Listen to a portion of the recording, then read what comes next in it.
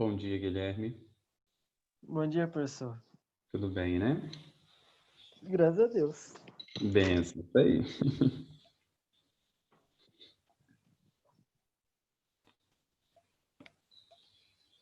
Bom dia, Annalise.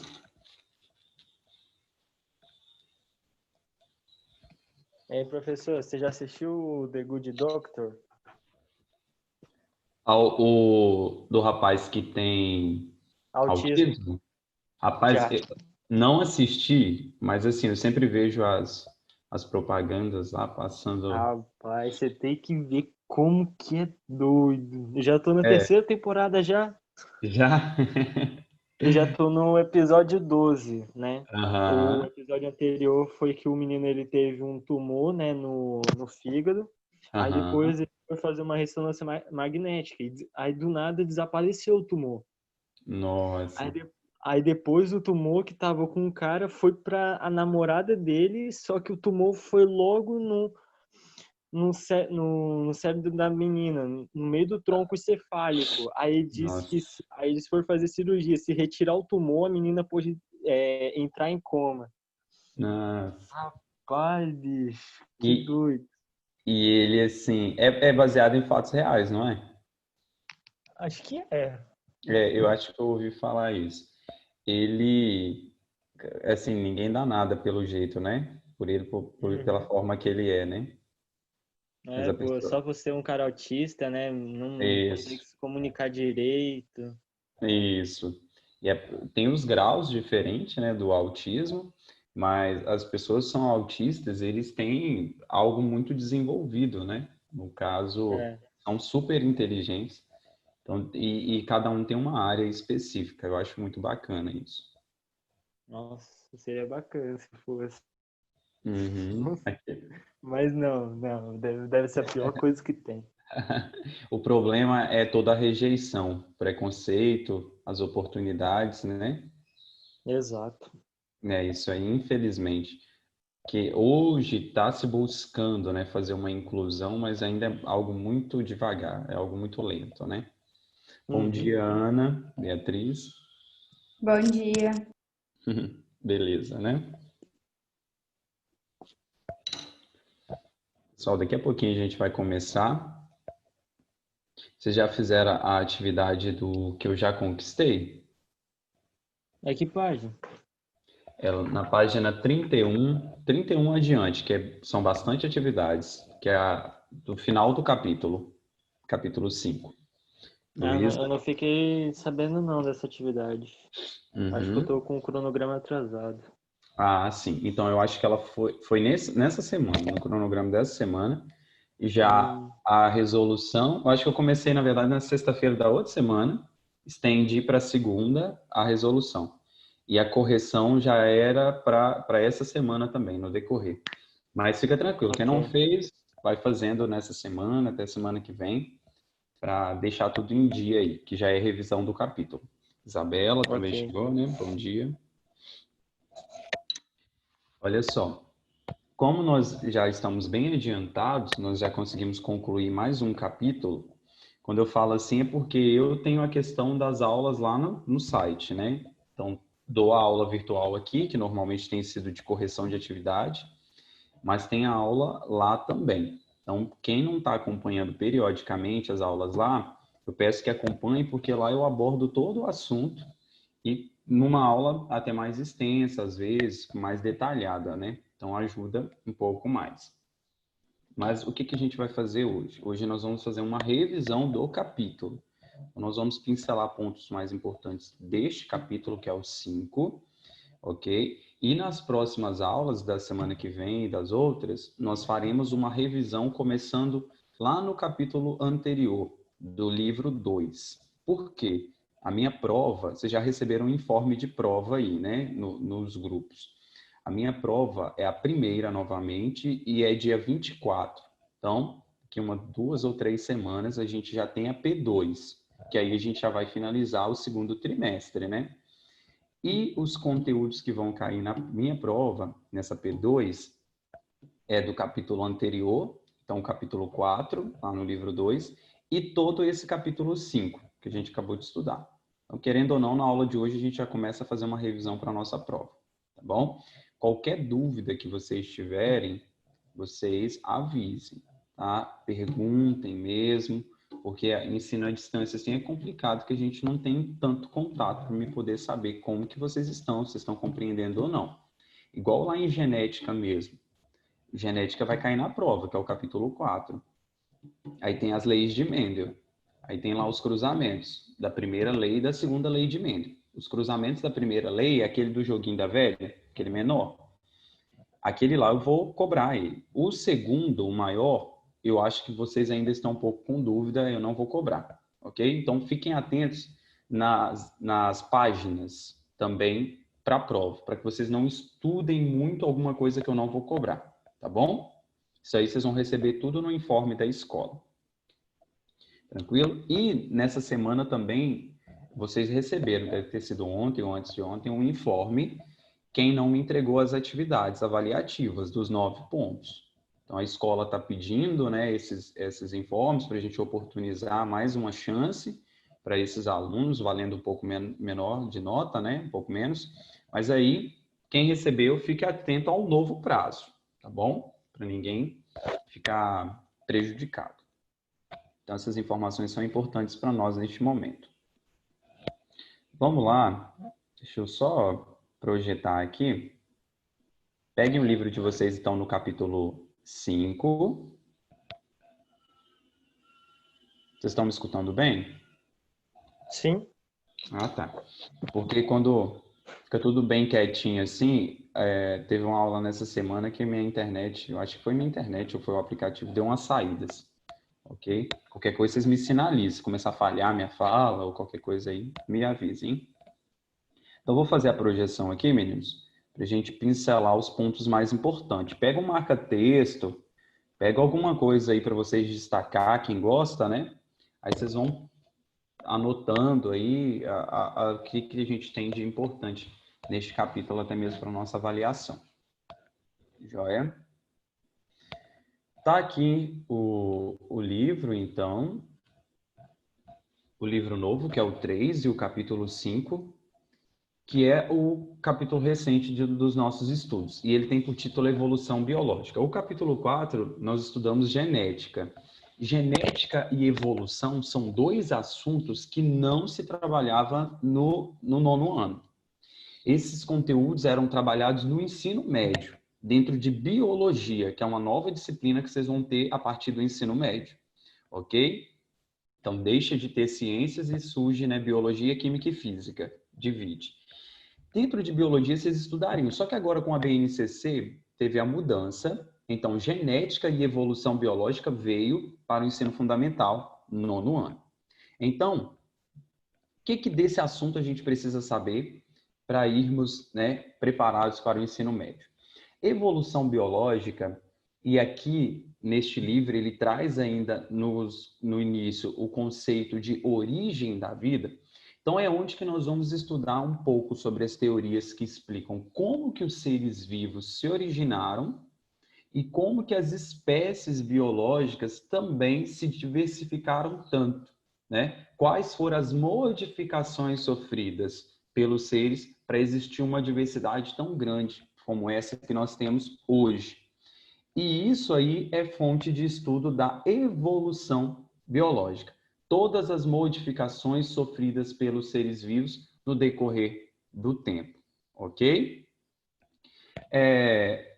Para isso, como nós estamos falando de algo bem conceitual, a gente precisa compreender quais são as teorias, quais são os cientistas principais que contribuíram para os estudos da evolução biológica. Quais são os nomes dos principais cientistas aí estudados neste capítulo? Quando fala de evolução, vocês lembram de quem? Pode falar, Isabela, Guilherme? Darwin. Isso. Charles Darwin é o nome que a gente lembra quando fala de evolução. Eles chamam ele até de pai da evolução, né? E vocês podem ver que é um nome muito citado nos dias atuais. Nós temos aqui na escola, aqui em Ares, uma escola que chama Darwin. Esses cientistas, a gente tem essas menções, mesmo que eles viveram há muito tempo atrás, a gente tem menções até os dias atuais devido aos estudos, às contribuições que eles deixaram, né? Então, compreender acerca da evolução das espécies, modificações que elas sofreram, é algo muito importante, porque a gente olha para uma espécie nos dias atuais e a gente consegue ter um reflexo de muitas coisas que vieram lá de trás. Então, a gente busca a origem desses seres, né? A gente busca entender o que é que eles passaram de modificações.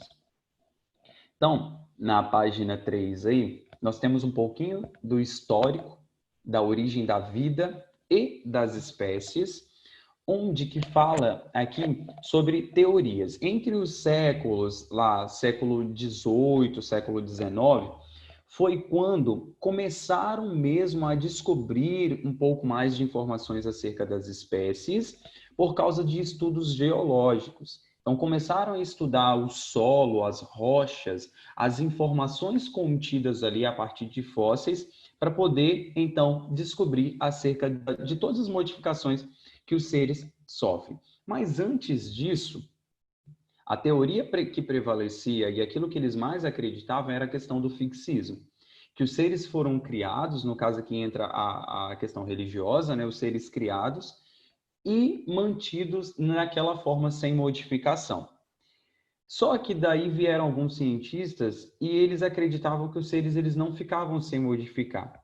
E vieram surgindo novas teorias, então, para tentar explicar quais eram as modificações que esses seres podiam sofrer, contrárias ao fixismo, no sentido deles sofrerem mudanças, né? Não ficar exatamente daquele jeito em que eles eram. Vieram esses estudos geológicos, e lembrando que tudo aqui são teorias, né? E as teorias elas podem ser derrubadas. Então vocês podem observar que na história tinha um cientista que propôs uma teoria, depois veio outro cientista e melhorou ou contradisse aquela teoria e formulou uma nova. Então é importante a gente saber que isso daqui são teorias. E tudo que é teoria precisa de uma comprovação científica para ela ser válida, né? Estudos que comprovem aquilo. Mas, por exemplo, Ana Beatriz, tá ouvindo, Ana?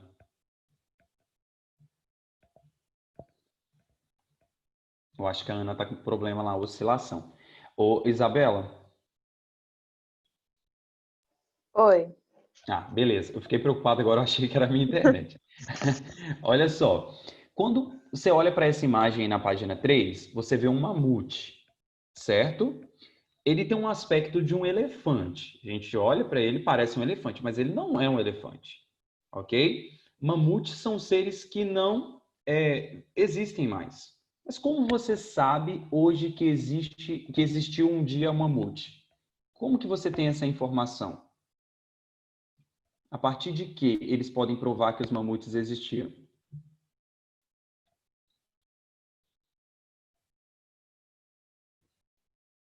E aí, o que você acha? Talvez encontrar algum osso dele? Por causa de ossos encontrados? Mas o que seria ossos? Por exemplo, meninos, isso daqui é importante vocês saberem, ó.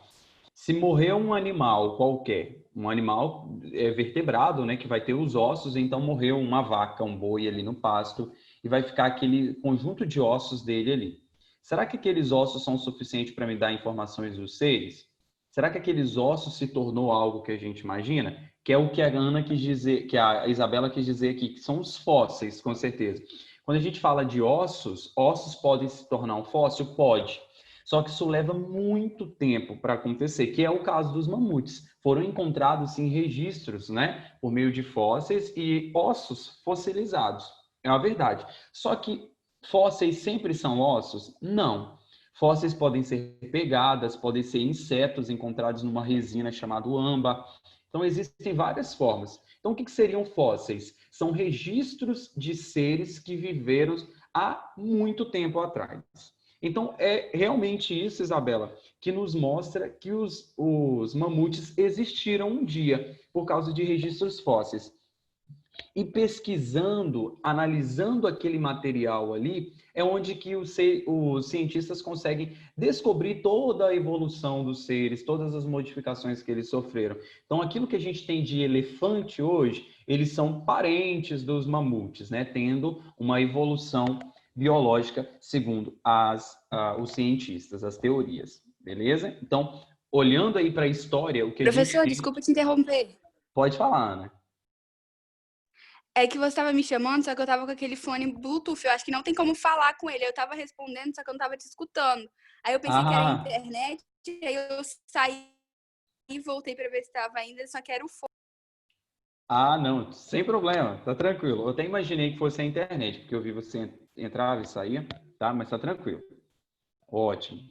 A gente só comentou dessa parte inicial aí.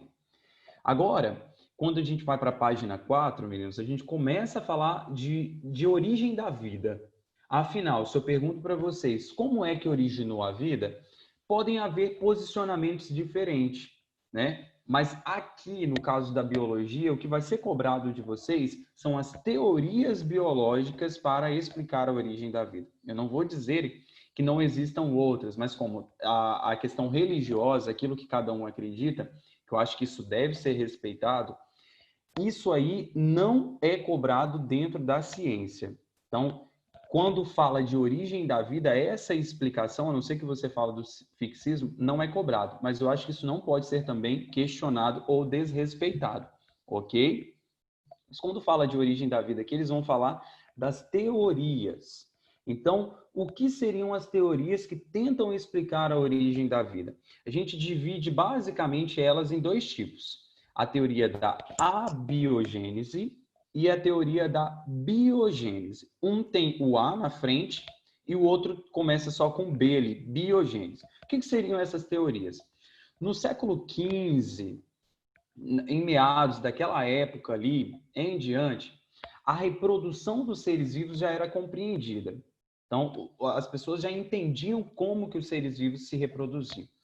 Só que isso ainda não era suficiente para explicar como que os seres originais tinham muitas dúvidas, coisas que são óbvias para a gente hoje, para eles era intrigante, eles não conseguiam compreender como é que acontecia. Tanto que pessoas daquela época, cientistas daquela época, como o próprio Aristóteles, que é um filósofo famoso, né, que nos dias atuais também fala muito dele, eles achavam que os seres vivos surgiam a partir de uma matéria sem vida, de algo inanimado, que é aquilo que eles chamam de geração espontânea. Destaca esse negócio aí, ó. Já tá aqui de preto, né? Negrito, ó. Mas vocês podem destacar. O que seria essa geração espontânea? Um ser vivo surgindo de uma matéria não viva. Para vocês terem ideia, existiam médicos, pessoas que acreditavam nessa geração espontânea, que eles davam receitas de como criar seres vivos a partir de algo não vivo. Era algo mais ou menos assim, ó. Existiam receitas para criar ratos, por exemplo, para surgirem os ratos. Eles acreditavam que dentro de um ambiente escuro, fechado, e se tivesse lá panos velhos, sujos, e comida como milhos, grãos de farelo, lá de milho, por exemplo, de trigo, durante um tempo, esse pano sujo junto com aquele farelo, naquele lugar escuro, ia fazer com que surgissem os ratos. Então, eles acreditavam que os ratos surgiam a partir disso daí. E isso é a biogênese. É origem a partir de uma geração espontânea, do nada. Só que a gente olha hoje, a gente sabe como que surgem os ratos, mas naquela época eles não sabiam. E essa geração espontânea, ela era muito forte, ela era defendida. Mas se a gente para e olha, poxa, é óbvio, né? Se o ambiente é sujo, se tem abrigo para ele, que é o pano sujo lá, né? E se tem alimento, que é os grãos de trigo, farelo, vai surgir os ratos ali. Só que os ratos não surgem dessa matéria não viva, eles surgem por meio da reprodução entre eles, né? Só que eles não sabiam isso. Veio cientistas como um médico italiano chamado Francesco Redi, em 1668, e ele fez um experimento para poder derrubar a teoria da abiogênese. Ele não acreditava na geração espontânea e ele queria provar que ela estava errada. E ele fez um experimento bem simples. Ele pegou esses frascos e colocou pedaços de carne dentro dos frascos. Só que em um frasco ele fechou, ele colocou gaze, que é aquele tipo um tecido cheio de buraquinhos, e cobriu. E no outro ele deixou aberto, com os dois com pedaços de carne ali. E observou isso durante um tempo. Ele viu que no frasco que estava aberto, vocês podem ver aqui na imagem, ó, no frasco que estava aberto, apareceram moscas e essas moscas conseguiram entrar dentro do frasco e pousar ali, na carne. Só que no outro frasco que estava fechado com o pano, com a gaze, ele observou que as moscas ficavam ali em volta, mas elas não entravam. Passou um tempo, surgiu algo lá naquela carne do frasco aberto. Surgiu o que ali, meninos? Larvas. Larvas. Essas larvas que surgiram, Francesco Redi observou e falou assim, não, essas larvas elas surgem porque é as moscas que pousam ali, fazem a postura dos ovos, né? E surgem as larvas. Ele começou a fazer essa observação. E ele quis afirmar que um ser vivo surge a partir de outro ser vivo. E não é a carne que origina as larvas, é a mosca que põe os ovos ali que surgem as larvas. Então, Francesco Redi já foi um primeiro a tentar propor isso. Só que as teorias, elas eram muito defendidas, a teoria da abiogênese era muito defendida e muito forte. A teoria de Redi não conseguiu ganhar força para poder derrubar a abiogênese.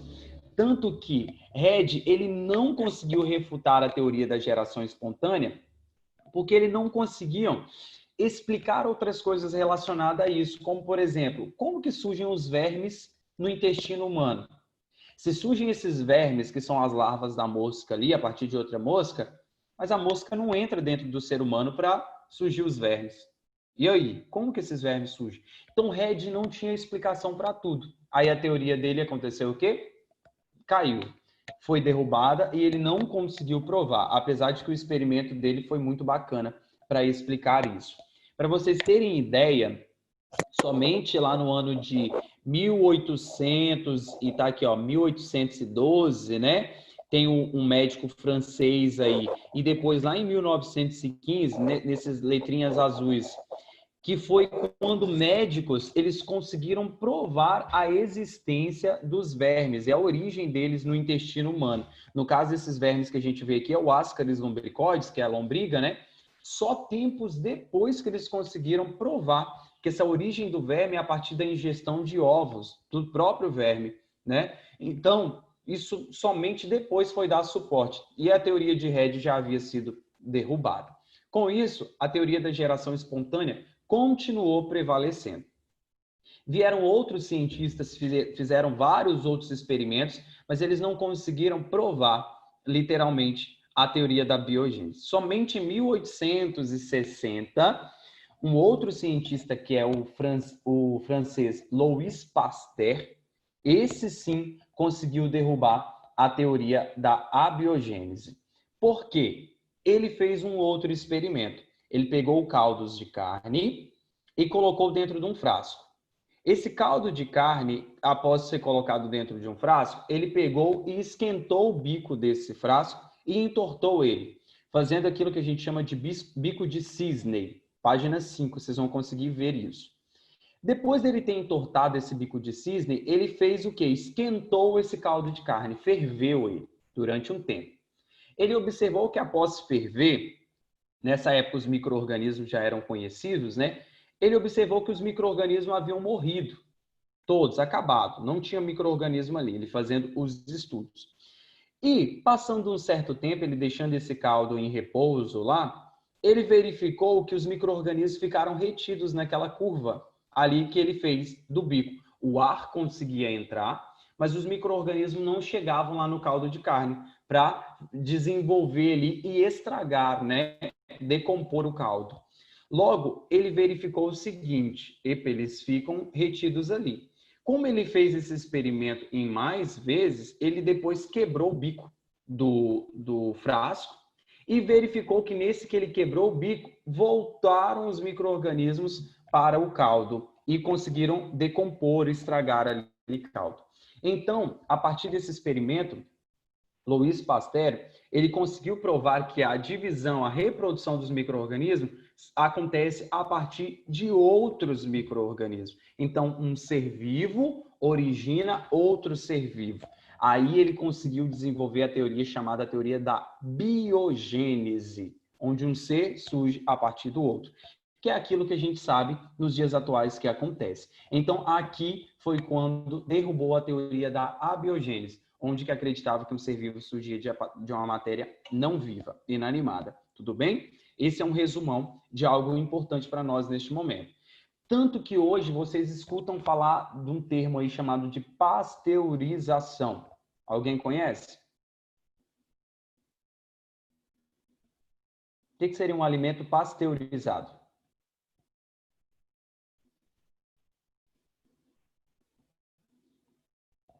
Nunca viram falar, não? Professor, eu já ouvi falar, mas saber o que é, não sei não. E aí, Eu Guilherme, também. abre o microfone? Também? Já ouviu, né? Já ouvi Igual falar. leite. Igual leite. Leite pasteurizado. Pasteurizado é um processamento de alimentos que é bem básico. É você pegar esse alimento, levar ele a uma certa temperatura, ferver ele a uma certa resfriar, por exemplo, ferve e resfria para matar os micro-organismos. Então, para aquele alimento ter uma durabilidade maior. Então, consegue vender um leite pasteurizado porque ele dura um pouco mais. Então, é um processo justamente para matar micro-organismos. E a pasteurização surgiu por causa de Louis Pasteur. Pasteur é o cientista que fez esse experimento, fervendo o caldo de carne, e ele conseguiu provar, né, a teoria da biogênese. Então, o que eu preciso que vocês saibam disso daqui? Os principais cientistas, Redi, né, Aristóteles defendendo lá a abiogênese e Pasteur aqui, ó, provando a biogênese. Então, destaquem aí essas duas teorias, né? Escrevam certinho as informações. Aqui tem uma curiosidade sobre a pasteurização. Então, é bom vocês lerem e ficar atentos como que ela acontece. Na página seguinte, que é na página 6, explica como que pega o leite in natura, que é aquele natural, né? Tirado lá da vaca, levado, né, para o processo básico ali que faz. E eles levam ela a uma temperatura, né, de 62 graus Celsius por 30 minutos, que é um processo bem lento, e depois a uma temperatura de 73 graus Celsius por 15 segundos, e depois esse leite é resfriado logo, rapidamente, a uma temperatura de 3 graus Celsius. Então faz todo esse processo e aí é chamado de pasteurização. Tranquilo? Justamente para matar os micro-organismos. As conclusões de Redi e Pasteur parecem óbvias, né? É muito claro para nós nos dias atuais. Mas antigamente, para você provar algo, era muito difícil, porque eles não tinham tecnologia e as pessoas não aceitavam muito bem isso. Então, muitas pessoas eram mortas até por causa de suas teorias. Tranquilo? Alguma dúvida dessa parte aqui? Não. Não, né? Beleza. Não. Deixa eu só ver o horário. Faltam só 5 minutos, a gente vai encerrar essa primeira parte. Mas como é que pode ter surgido e originado a vida, pessoal, na Terra? Essa explicação aqui essa pergunta vão ter algumas respostas, algumas teorias que tentam explicar.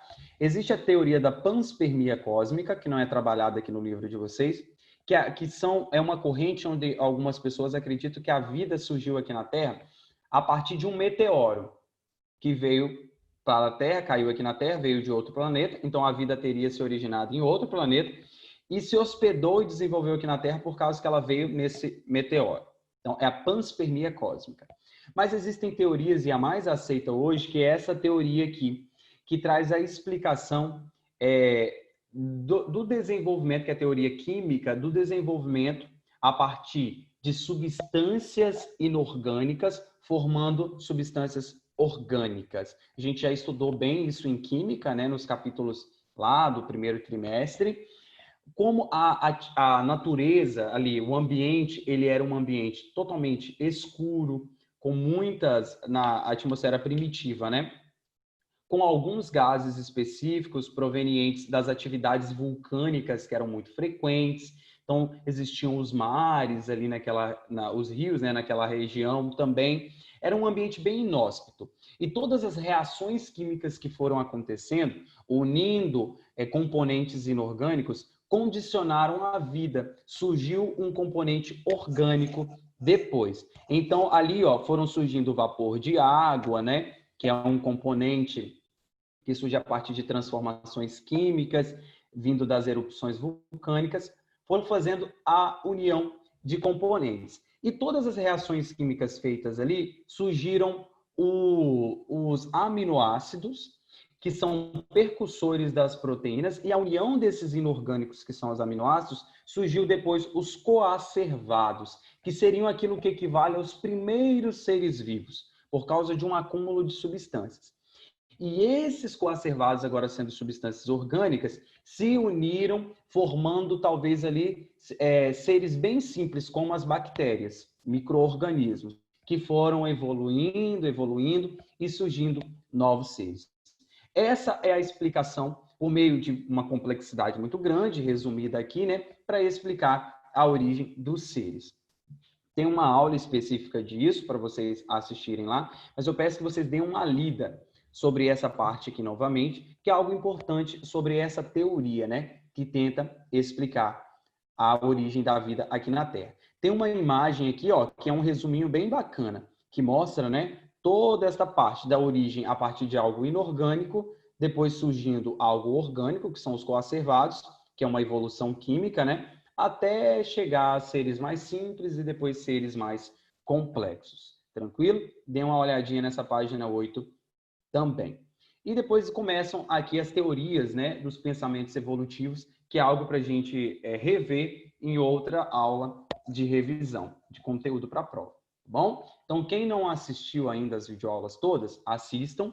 Nessa semana eu termino de colocar lá todas elas, para a gente fazer uma boa avaliação. Qualquer dúvida, só vocês me falarem. Tranquilo? Alguma pergunta específica? Não, professor. Então tá beleza. Ó, hoje a gente pontuou a questão da origem da vida, as principais Professor? teorias. Oi, pode falar, Ana.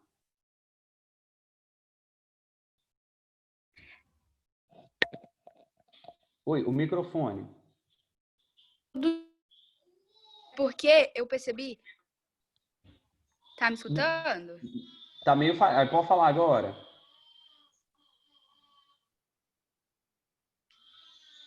Alô, tá me escutando? Eu acho que tá bugando, Ana. Tá meio dando uns bug. Fala agora, Ana. Não é sobre o conteúdo não que eu quero perguntar. É porque a sua aula, eu percebi que ela não vai. A gente tem um grupo que tá Léo, alguns professores, e eles sempre mandam o link das aulas nesse grupo, que é quando todo mundo entra. Porém, o link da sua aula nunca vai pro grupo. Eu acho que foi uma vez só. Aí tem vezes que é meio difícil. Eu queria saber, tipo assim, tem como você tá mandando o link da aula para o grupo? Que nem tem vezes que eu tenho que pedir pra Duda. E a minha mãe nem sempre, na hora, ela consegue me enviar, porque o CEP envia para os pais também. Essa informação eu não tinha, Ana. Bom você me dizer isso. Não tem como vocês me adicionar, não, lá? Eu não sei se eu tô como administradora, mas eu acho que Duda tá. Eu posso pedir pra ela. Fala com ela, ótimo. É o único grupo que eu não tenho, é do 9º ano. Mas aí eu sempre posso colocar o link da aula. E eu percebi que muita gente não participa da aula, eu acho que é por conta disso, que não vai pro grupo e tá todo mundo no grupo, não tem? Entendi. Bom saber, não tinha essa informação. Você faz esse favor para mim? Passa para ela. Eu falo com ela. Ótimo. Eu ia perguntar isso há um tempo e eu até esqueci, mas eu pensei que não existia um grupo, né, do 9º. Porque nos outros eu estou, então para organizar trabalho, mandar informações ou qualquer coisa do tipo é mais fácil, né? Tá? Então faz esse favor para mim. Tá, eu vou falar. Ótimo. Brigadão, Ana. Aí eu entro uns 10 minutos antes, então assim que eu entrar, eu mando para a escola, enviar para os pais, mas mando lá também, tá bom? Tá. Ótimo. Então tá beleza, meninos. Brigadão pela participação de vocês. Obrigado pela informação, Ana. Qualquer dúvida, vocês me falem, hein? Ok, professor. Valeu. Bom descanso, até semana que vem. E bom feriado. Para você também, professor. Tá bom. Tchau. Tchau.